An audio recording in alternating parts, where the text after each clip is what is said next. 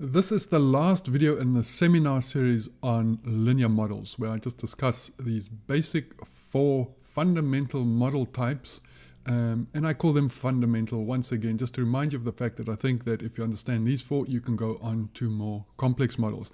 Now in this one, we're going to change things up a little bit.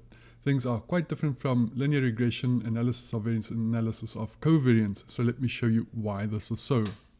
I've opened a Jupyter notebook inside of Visual Studio Code. Again, you can see that I'm running Python 3.9.10.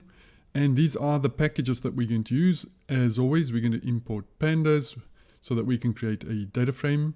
We're going to import the stats module. We're going to import NumPy and Patsy. Now, one of the only sort of namespace abbreviation that I'm going to use is SM. So statsmodels.api. I'm going to import that as SM. And then something brand new. So from statsmodels.api, I'm going to import this function, the logit.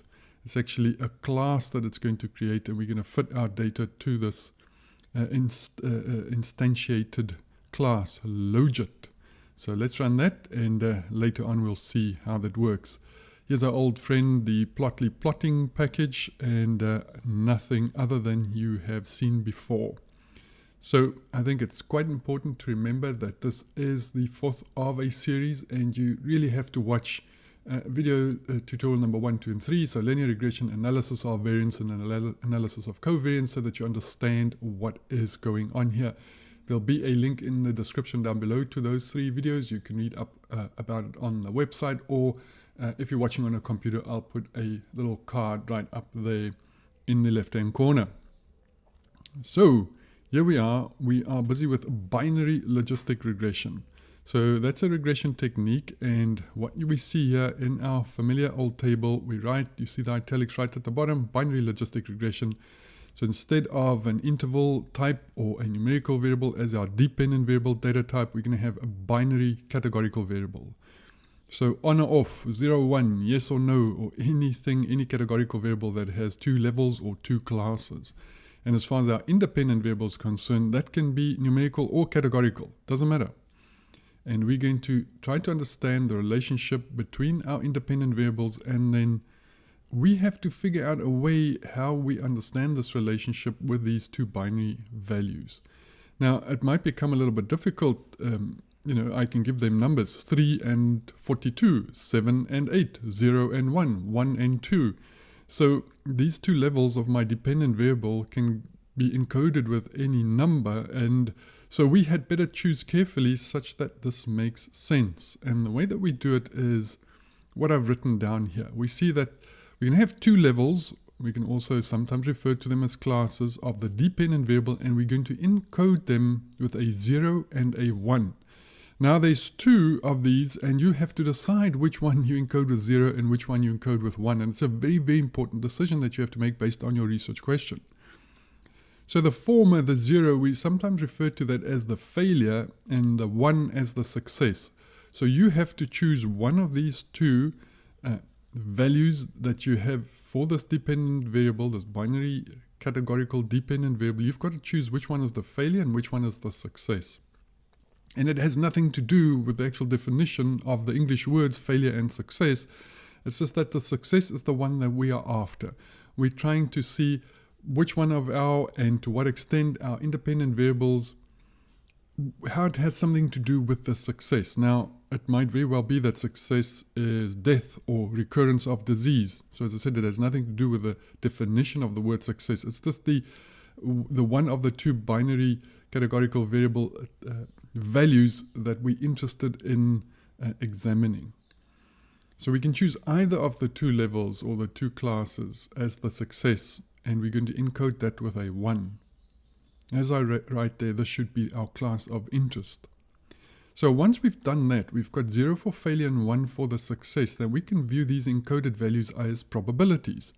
So if we have a subject in our sample with a failure outcome, as far as the binary dependent variable is concerned, we'll code that with a value 0, and then we can think about it as saying that this specific subject had a 0% probability of being in the success or the 1 level, the 1 class. So whether, doesn't matter what word that was the value for your dependent variable, one of the two. If that's the failure, they had a 0% probability of being in the success class. That should be very, very clear.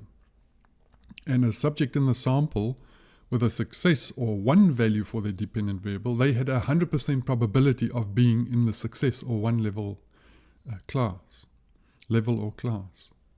So now we can build a model that will use the independent variables and estimate a probability of being a success or one. Because now we have this very nice interval from 0 to 1, and we express this as a probabilities. What is the probability of being a 1, a success? Now, one problem we'll have immediately based on making this decision is that we cannot have this straight line in a graph that is our model. We have to come up with something new, and indeed we will. So the data that we're going to do in the first two lecture video tutorials, we designed our own random values. In the third one on analysis of covariance, we actually imported. I showed you how to import a CSV file, but yeah, in video lecture number 4, logistic regression, we're going to just generate our own data once again. So we're going to investigate a research scenario, and our research is going to consider whether a participant required a second operation. So we're investigating, this is all simulated data, we're going to simulate the values. We're investigating surgery of the abdomen for necrotic bowel. So a piece of the small bowel becomes devoid of blood flow, and that becomes ischemic and eventually dies and causes sepsis and all sorts of severe complications, and is managed by doing surgery on the abdomen and removing that ischemic bowel. And there's various ways we can go about restoration or creating stomas, etc. But some of those unfortunate patients would require a second look laparotomy, or what we call a re-look laparotomy. So the index procedure, that first surgery, wasn't enough, and they might require a follow-up procedure.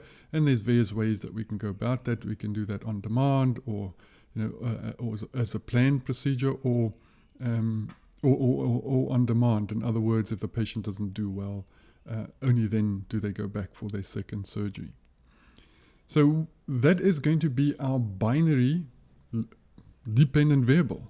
Yes, they need a second look, or no, they don't need a second look laparotomy. And we're interested in making the success class the ones that do need a laparotomy. So you can once again see that has nothing to do with the meaning of the term success. In actual fact, that would be a failure, wouldn't it? And in some sense. So we are choosing that yes for a relook laparotomy as our success class, and we're going to encode that as 1, and we want to know from our independent variables what is the probability, given values for them, what is the probability of the success class of needing a second look laparotomy. And for our independent variables, we're going to look at the length of the bowel involved, that's termed the ischemic bowel length, as well as the seniority of the primary surgeon at that first procedure, at that index procedure. And we're going to have 3 levels of that treatment, or 3 classes for that categorical independent variable.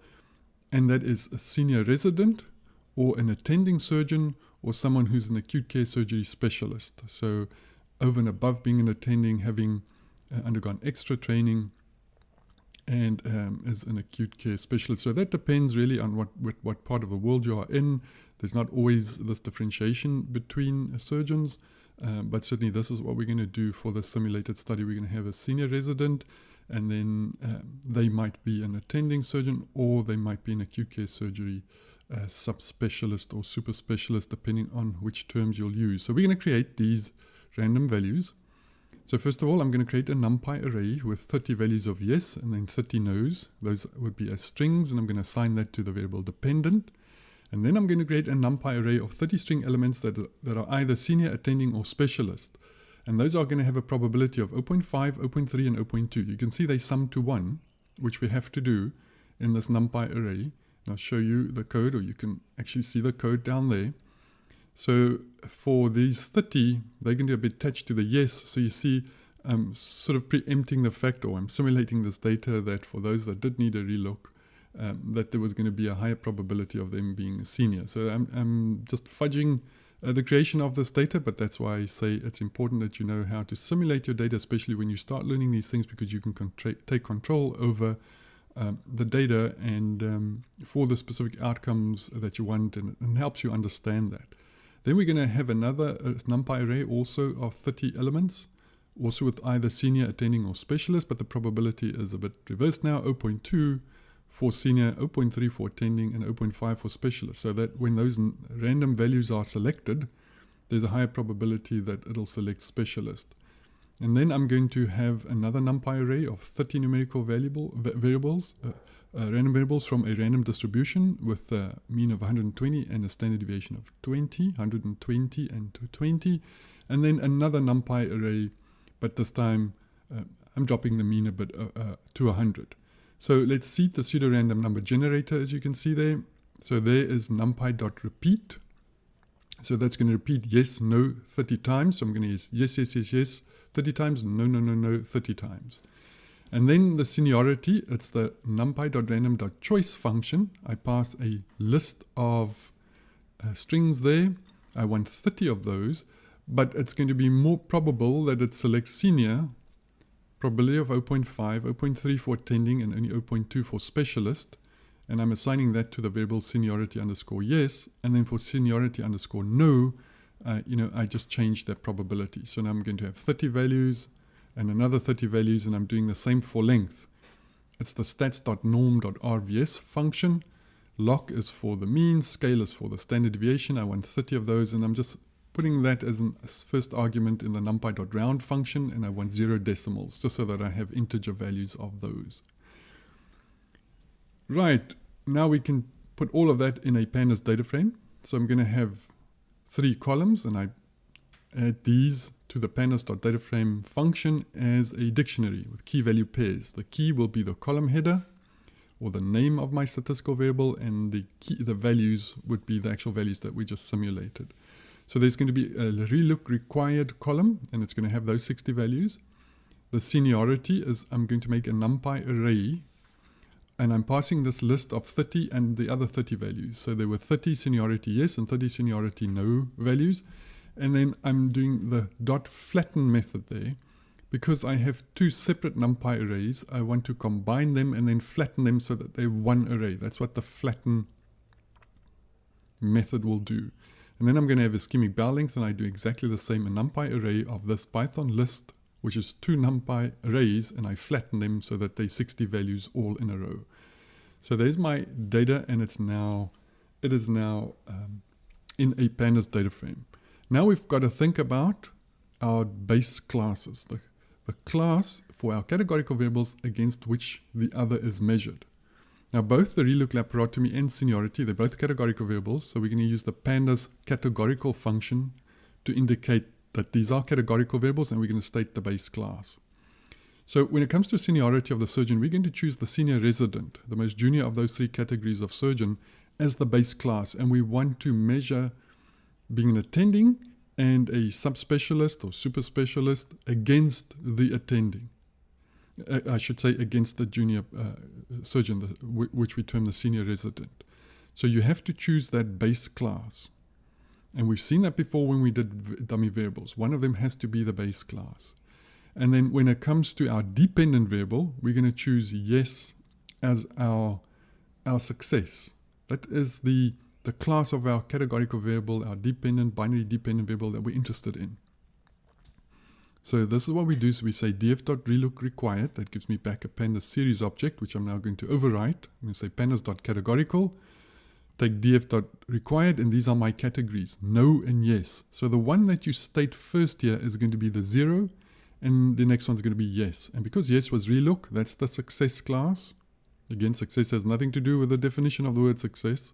So relook laparotomy, that's going to be encoded with a 1. So I've got to put them in that order. And when it comes to seniority that I'm overwriting, df.seniority, the categories are now senior, for senior resident, attending, and specialist. And so this senior is listed first, and that is going to be the base class. And we're going to measure the other 2 against this base class. So that's a very important decision to make. So let's call the info method so we can see what our data frame looks like. We've got 3 columns: relook required, seniority, and ischemic bow length. Each have 60 values in them, and we see relook required as a category. Seniority is a category, so that stands for categorical variables. And so if we didn't change them using the pandas.categorical function, they'd be objects. That's not what we want. We want them to be categories. And then a 64-bit float for our continuous numerical variable there. So let's just do some explanatory analysis of the data. It's always good to understand your data before you start working on that. So let's start off with the relook required, and we're going to use the value underscore counts method. It's going to count for us each of the unique values in that pandas series, df.relook required, and we see we find no 30 and yes 30. It's exactly how we designed it, so that works out well for us. By the way, as you can see, this type of research, this is not an experimental design. We're taking data that already existed and we're just going to analyze that. So if I use the pandas.crosstab function and I pass these 2 series objects, df.relook required, that column, and df.seniority, that column, I'm going to get a nice table of observations, a contingency table of observed values. So you see relook required no and yes, and you see seniority, senior, attending, and specialist, and you can see how many. That's a frequency table. So it just counts how many people were on that intersection of not requiring a relook and had a senior resident as their primary surgeon. So that is a contingency table, and we can actually do a chi-square test for independence. Our null hypothesis, there's no dependence between whether a participant had a relook and the level of seniority of their principal or surgeon in that index procedure. And it's very easy to do, by the way, in Python. So I'm using the stats module in SciPy, stats.chi2_contingency, and I just pass this table of observed values, and we get back a chi-square statistic and a p-value, which for an alpha value of 0.05, we failed to reject the null hypothesis. And here is a table of expected values. So that's our table of observed values. Here's our contingency table of expected values. And we see those two are not that different in as much as we failed to reject the null hypothesis. So we state that these 2 variables are independent of each other. Let's look at ischemic bow length. We're just going to use the .describe method on ischemic bow length, but we're going to group by the 3 levels of our treatment, our relook required, and 2, I should say, no and yes. We see 30 in each as we expected, and as we designed, we see the mean for those that did not require relook was 97.9, and the average bow length of ischemic bow was 121 centimeters, exactly as we designed it. Here's a box and whisker plot, and that shows us this difference between the 2. Once again, with Plotly, you can hover nicely over these 2 so you can see what the results are. By the way, if you think about it, we can look at these 2 groups that we form by the categorical variable, the dependent variable, and we can say let's use those 2 values to divide our data set into 2, and we're going to compare the mean of the numerical variable in those 2 groups. So that's just a t-test. So what I've done here, I'm using stats.t-test_ind, so that's an independent t-test, student's t-test, and I say df.relook required equals yes, yes. So go down all the rows in that column, find all the values that are yes, and take the ischemic bow length, and then the second group, all the ones that were no as far as relook required was concerned, and get their ischemic bow length. So I'm just doing a t-test. And so you can always think of analyzing your data in this way, and we see a p-value much smaller than an alpha value, and we reject our null hypothesis, which would state that there's no difference in mean ischemic bow length between these 2 groups, and we accept the alternative hypothesis that there is a difference. So just a little segue, or a little something different for you there. Now, before we understand our data, we've created our data, we understand that, and now there's a few things that we have to just touch base on before we get to logistic regression. So we're going to look at the idea of probability odds and odds ratios. So the probability is a value that we give for the occurrence of an event. So the event can either occur with a certain probability or it doesn't occur. There's nothing in between. It occurs or it doesn't occur, but there's a probability for it occurring. And remember, as it is a probability, we constrain it to this interval from 0 to 1. If we multiply that by 100%, that'd be 0% to 100%. And we use this letter P to express the probability of the event occurring. So if the event occurs with a probability of P, and we constrain it on this interval 0 to 1, the probability of it not occurring must be 1 minus P. That should be simple enough to see. And that gives us this idea of the odds of something happening, the event occurring. That is this ratio of the probability over not the probability, or the event occurring over not the event occurring. P over 1 minus P. That is the odds.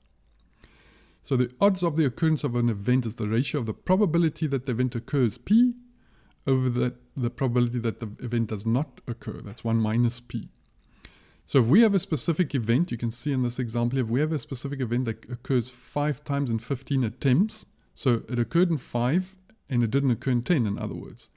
That means it has a probability of about a third, because 5 divided by 15, the total, that's a third. So that it not occurring would be 2/3, wouldn't it? So there's our P, but let's look at the odds then of it occurring. That's P over 1 minus P. So let's just save this value P, and that's a third. And P over 1 minus P, that's a half. So what we see there is round off error. You're always going to see that. As if you use Python, some other time you're going to see it, other languages as well. But clearly 0.4999, it was just a round off error. It is 0.5. And so the result is a half, or 1 to 2. And, that's what you would expect, isn't it? I mean, 5, it didn't occur. 10, it did occur. It's 5 to 10, which is 1 to 2. And we can see there, how the solution, how we got that solution. It was 1 over a third, in other words, over 1 minus a third. And I just do a little bit of algebra there, and you see we come out to a half there. Now that we understand probability, we understand odds. The more difficult of the three is the odds ratio. That is a ratio of odds. So even though we're talking about a ratio of probabilities here, now we're talking about a ratio of odds, not of probabilities, but of odds. And an easy way to do that is just to consider an unfair coin with a probability of heads of 70%, 0.7, and then a fair coin with a probability of 0.5. So let's save those, because the odds ratio is then going to be for heads given the unfair coin over the fair coin. So let's do P underscore unfair is 0.7, P underscore fair is 0.5. Let's work out the odds for each of those, and I'm going to save those as odds underscore unfair and odds underscore fair. And again, it's just P over 1 minus P for each one of them. And now we can work out the odds ratio, which is now the odds of the unfair over the odds of the fair. So you can see that's a ratio of odds. And that gives us 2.33. So we can say that the odds ratio is 2 1/3 to 1. 2.333 to 1 for heads given the unfair coin over the fair coin. That's the odds ratio. Now since this odds ratio, we're going to abbreviate it OR, is greater than 1.0, we subtract 1.0 from it. So we get 2.333 minus 1.0, that's 1.333. And so what we do, we multiply that by 100%, because in words we can state now that the odds of heads given the fair coin is 133 1/3% higher in the unfair coin over this fair coin. So the fair coin is our base, and we increase the odds by 133 1/3%. There's 133 1/3% increase in the odds of heads given the unfair coin over the fair coin. And we can verify this. So the odds increase is the odds ratio minus 1, so 2.33 minus 1, so I'm just saving it there. So if I take this odds of the fair coin, remember what that was, plus fair coin that we 1 to 1, but the plus the odds increase times the odds of fair. And if I do that, I get back to 2.333. And we can say I've increased the odds by 2.333, or 133 1/3%. So come back to this often as you start working with odds ratios. This coin example makes it very easy to see. So once again, I'm just taking this odds increase times the odds of the fair, and I add that to what the odds of the fair was already, and then I get back to 2.33. That's what it means, the odds ratio is 2.33. Now, in this first of the 3 logistic regression models that we're going to build, we're going to start off with just selecting the continuous numerical variable, the ischemic bowel length, as a predictor of whether a participant required a relook laparotomy. So what we have to do is we're just going to select this get_dummies function, so pandas.getDummies. We're going to take this df.relook required, and I'm saying .yes. Now remember, I can just say .yes because I don't have illegal characters, so I don't have to put that inside of square brackets inside of quotation marks to be a string. I can just say .yes, which means what pandas is now going to do is going to see that yes is now my success, and that's going to be encoded with a 1. So let's have a look at what my data frame looks like. So there we go. You see relook required was yes, and then relook encoded was just 1. I don't need the no, the 0. No relook was required because, if it's 1, there was a relook. If it's 0, there wasn't a relook. So with the dummy variables, I only need this 1 dummy variable. And the reason why I've done that here is not for our analysis, but I want to plot a scatter plot of what is going on here. So there's the 0. All these participants did not, or patients did not require relook, and these did require relook. So they had 100% probability of relook. These had 0. And we have ischemic bowel length. And the reason why I encoded it with the 0 and the 1 and using that column is just so that I have this nice y-axis. Otherwise, Plotter was going to flip those around for me, and it would have the yeses at the bottom and the no's at the top. So that's the reason why I did that. But what I want you to see here is the fact that we can't draw a straight line here. And we also can't use the means as we did with analysis of variance. I have to come up with a different strategy to build a model that will give me the probability of a relook. But certainly I can't draw a straight line, because if I were to do that, I'm going to have probabilities of less than 0 and more than 1. And we can't do that. There's no way to have that kind of line. Our aim, though, is still to create a linear model, beta sub 0 plus beta sub 1x. And that x, remember, is our ischemic bowel length. The problem is we don't have a numerical variable as our dependent variable. We have to come up with something different. So we want to, and this is the magic word, link. We want to link this linear model on what we're going to have on the right hand side, beta sub 0 hat plus beta sub 1x. We want to link that to a probability, because we can't equate it to a continuous numerical variable. We link it to a probability, and for that we need a link function. We still want a linear model, but now we have to link it to a probability. It's not an equation. We don't equate it to a continuous numerical variable. And there you can see the logit function in 3 here. That's the log, the natural log. So it's base E, Euler's number. That's the estimated probability over 1 minus the estimated probability. So what is that? That's the odds. So we also call this the log odds. So this is the link between probability and the linear model on the right hand side. So we see we still have our linear model on the right hand side. We can have an intercept and a slope, and we link that to the probability, such that link is, we can equate that then to this log odds. And we can solve for this estimated P, just as we had estimated values before. Remember, our dependent variable was continuous numerical, and our model then gave us an estimate of that. We can do that for this estimated probability, and I show you the little bit of algebra here. It's not difficult. We exponentiate both sides. By the law of that, we can bring this odds out of the e to the power natural log, and that means we'll have e to the power our linear model on the right hand side. I can multiply both sides by 1 minus the estimate of P. Once I get that multiplied out, I can isolate the estimated probability on the left hand side, take it out as a common factor, divide both sides by the 1 plus e to the power of the linear model, and there we get our estimate for probability. So instead of, as I said before, we just had a continuous numerical variable estimate, and that was going to equal our linear model on the right hand side. We still have our linear model, but we see the big difference that we have there. Now let's use our logit function so that we can create a model. First of all, though, we just need to create these design matrices. So remember, we've used them before, y, x equals patsy.d matrices. And I'm using a little formula, relook required given the ischemic bowel length from the data frame. And now I'm just going to convert them to a NumPy array, to NumPy arrays. So let's just have a look at what the dependent variable is. It's just 1, 1, 1, 1, or if they didn't require relook, there'll be zeros in there. And as far as our design matrix is concerned, we'll have our column of constants, 1, and our second column is the ischemic bowel length. So this should be you should be very comfortable with this. You see, we're still going for the right-hand side, which is basically nothing other than a linear model. So let's have a look. We can use the logit function, just as we used OLS before. Although we can't use OLS before, you can see why. And actually what is used here is maximum likelihood estimation. That's how we'll find those best values in this instance. We use the .fit method. And there we have a model. So let's have a look at the summary of this model.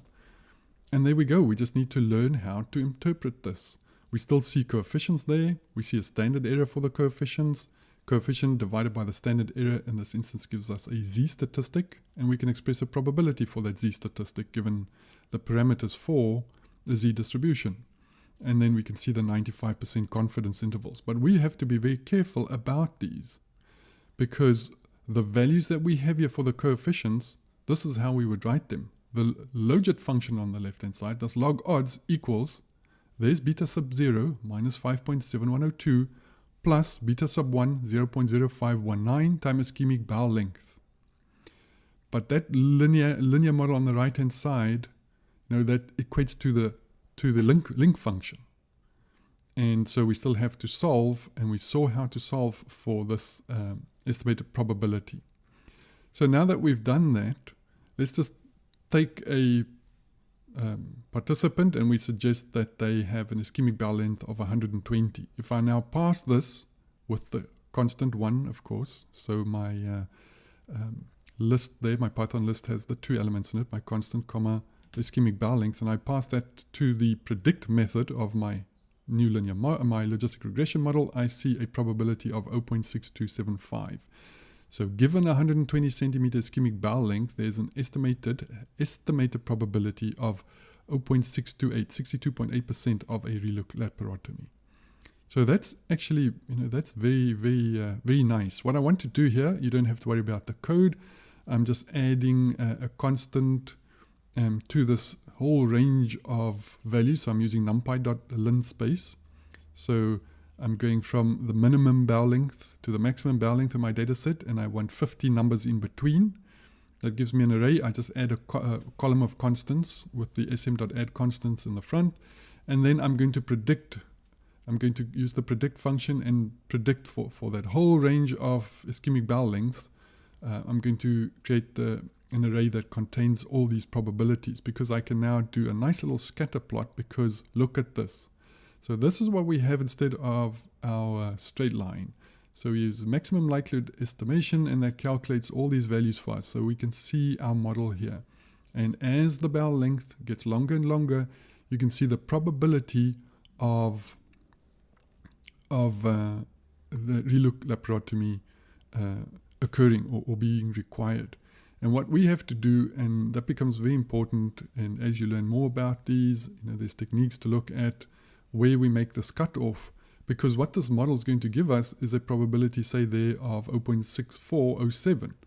Now, do we put that in the 1 class as a prediction or in the 0 class as the prediction? We have to decide what our cutoff is. Generically, we could suggest that it would be at 0.5, so anything above 0.5, so that's about 110 centimeters. So that'll flip over 0.5 as far as our probability is concerned. Below that, under 0.5, and we can say, well, one does predict and the other one doesn't predict. But it really depends. If you don't want to make mistakes, you want to be conservative, so you might choose something like 25. If it's above 0.25, it predicts that there is a relook laparotomy would be required. So you can decide where you want to place your cutoff, but that's sort of a bit more of an advanced topic. So now we can still look at our parameters. So we're going to call the params attribute there for our model, and we see beta sub 0 and beta sub 1. So we can write a solution to our research equation here. So we have the estimated probability is this e to the power, and you see the linear model on the top there in the exponent, and 1 plus e to the power. So very easy to see how we then answer our research question. By the way, remember in 7 there, we see how we calculate the confidence intervals for these, just to use the standard error there. Now, what does this mean though? I mean, it's in an exponent, and it's part of this logit function, this part of this link function. How do we understand that value beta sub 0 and beta sub 1? Well, what we do is we exponentiate those values. So you can see a numpy.exponent. I take my log underscore model underscore 1. That's the model we've just built, the params. And I'm taking the second one, so beta sub 1 in other words. Remember, Python is 0 indexed. So square brackets is indexing. I want the second value back, but I'm exponentiating that. And now I get a value of 1.053, and that's my odds ratio. And you can look back at the mathematics why this would be so. Important to remember though that if we exponentiate that beta sub 1, we're going to get the odds ratio, so 1.053. Still again, how do we interpret that? And how we interpret that in the case of a continuous numerical variable such as this, we say that for every 1 unit increase in that variable, so every 1 centimeter increase, our units for the measurement of ischemic bowel length was a centimeter. So every 1 centimeter increase, doesn't matter if it's from 120 to 121 or 150 to 151, doesn't matter. A 1 unit increase is going to increase the odds of relook by 1.0533.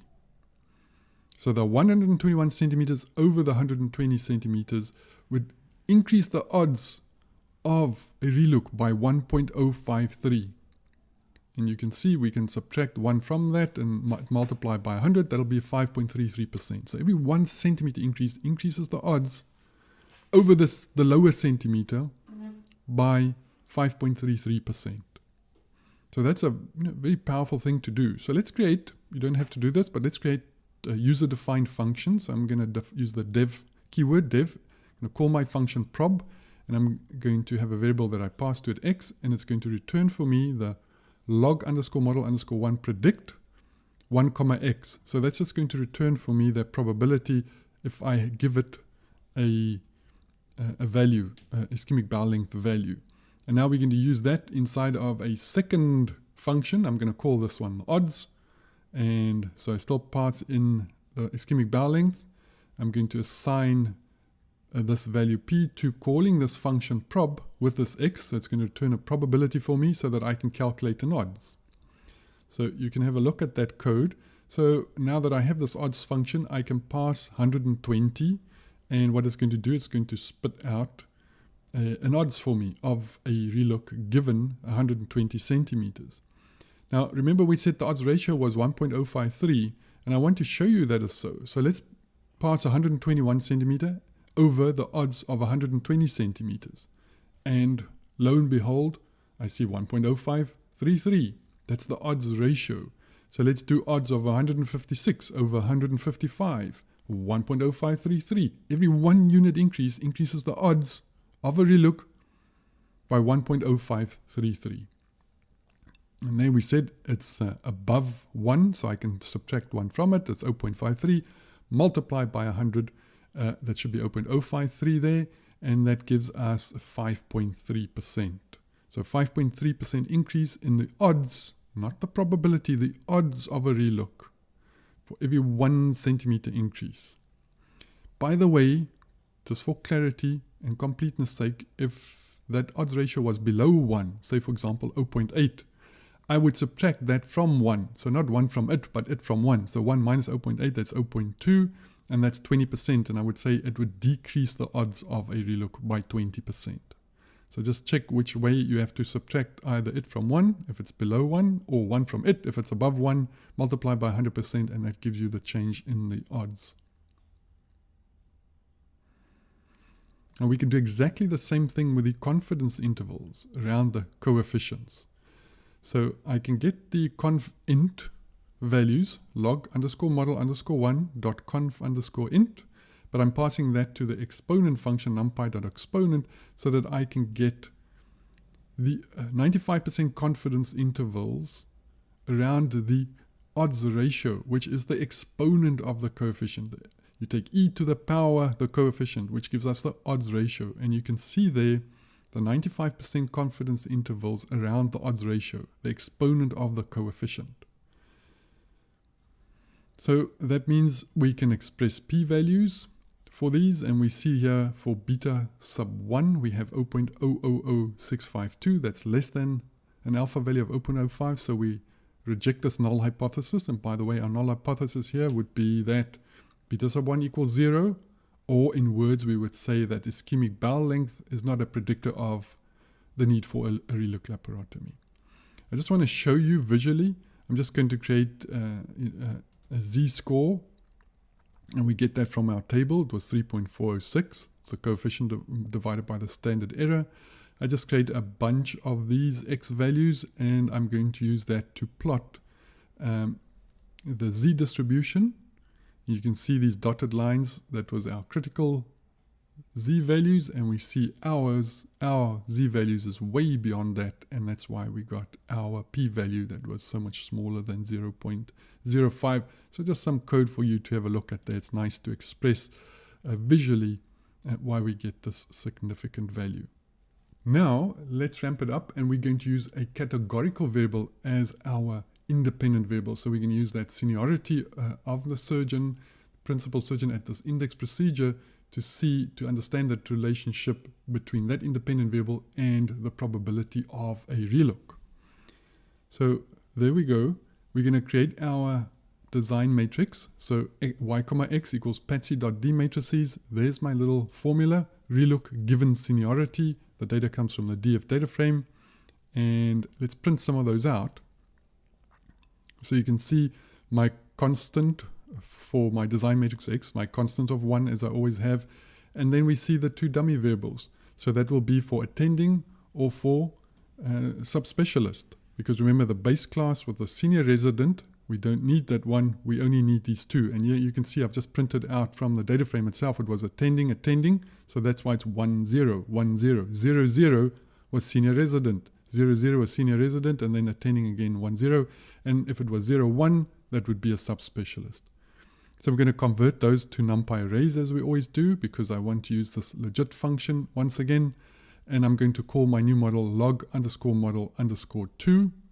And let's have a look at this summary now, because we need to learn and understand how we interpret this. I still get my coefficients, and I have beta sub 0, so 0.55, beta sub 1, negative 0.221, beta sub 2, negative 1.19. I see the standard errors of those, take the coefficient divided by standard error, I get the z distribution, and from that I can calculate a p-value, and then we see the 95% confidence interval values around the coefficient. Remember what this all means. It means I can fill in this research equation of mine. I would say the log odds, my link function, equals, there's my beta sub 0, there's my beta sub 1, there's my beta sub 2, straight from these coefficients. And remember, this is times attending, and this is times specialist. So if it was a senior resident, it would be 0, 0. And the log odds would always be 0.5596 if it was a senior resident. If it was an attending, this would be 1, and this would be 0. If it was a specialist, this would be 0, and this would be 1. So you can see I can only get those 3 different probabilities.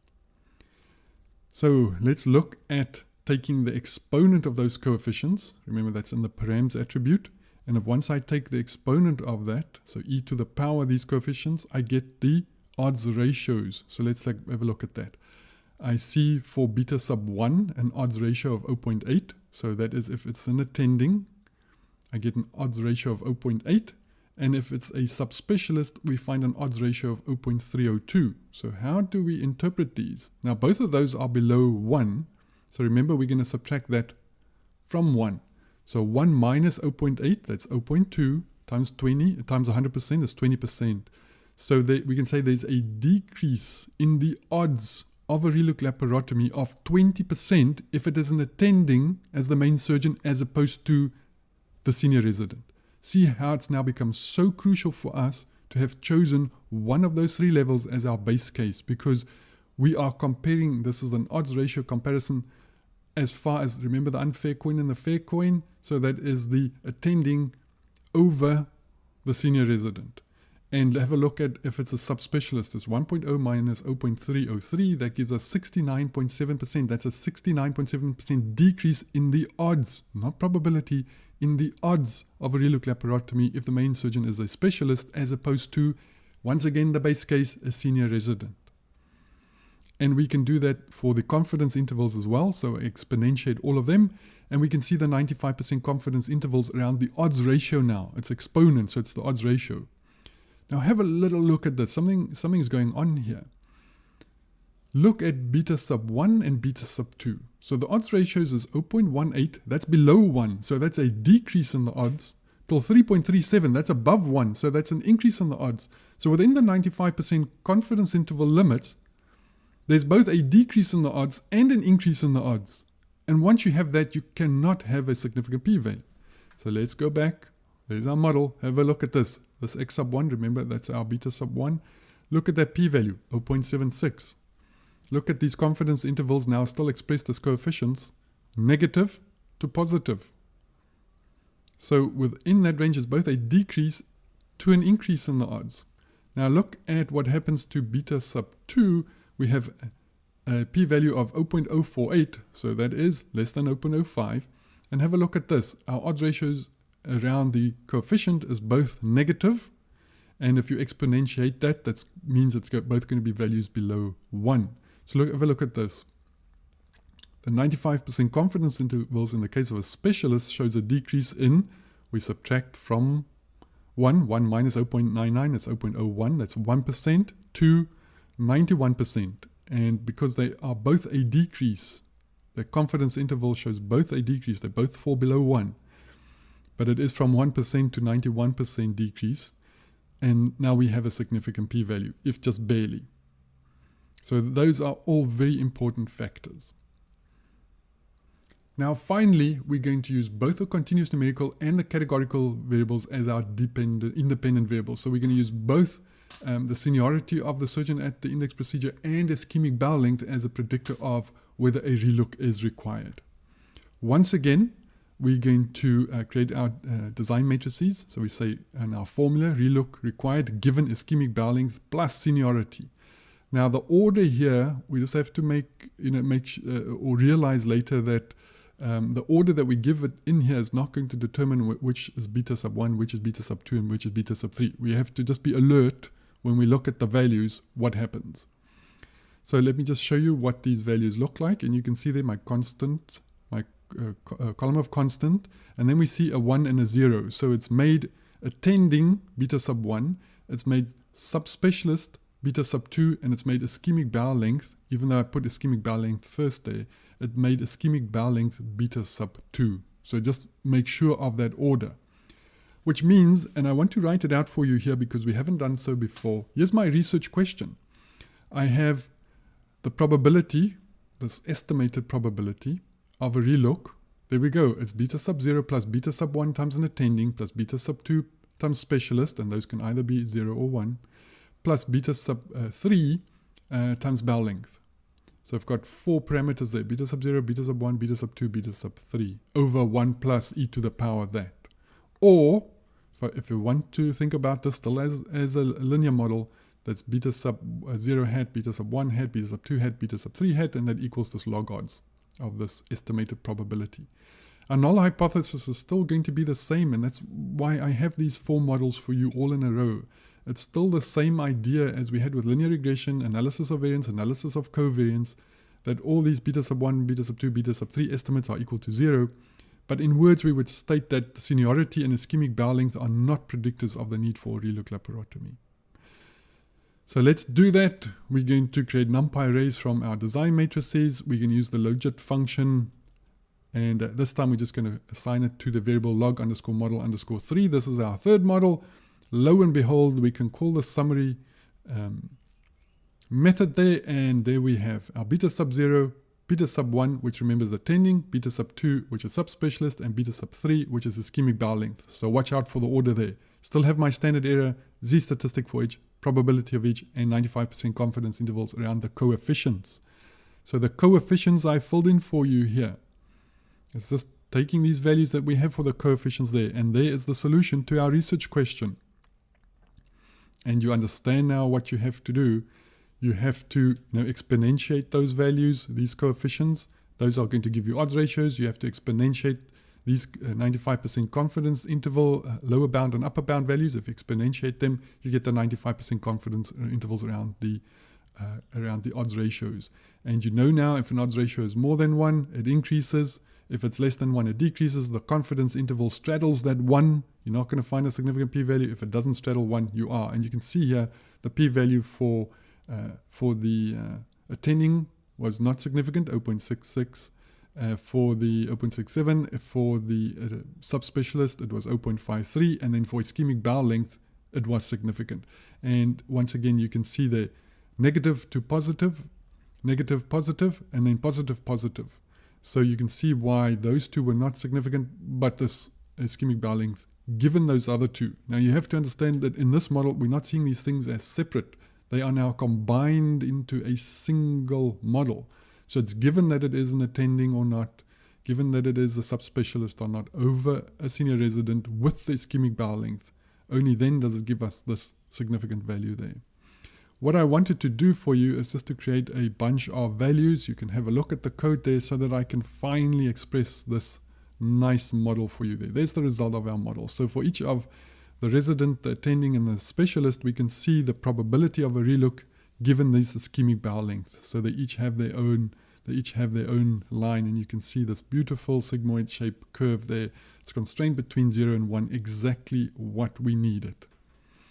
Finally, if you want to save these models, remember this is Plotly, so you can really just click on that button right there. It'll download it as a PNG for you. You can zoom in, you can pan around, you can zoom in further, zoom out, go back home.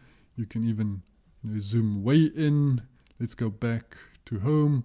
We can switch these off one by one, decide which ones we want to show in isolation. So that's why I absolutely love Plotly. And then you can save it.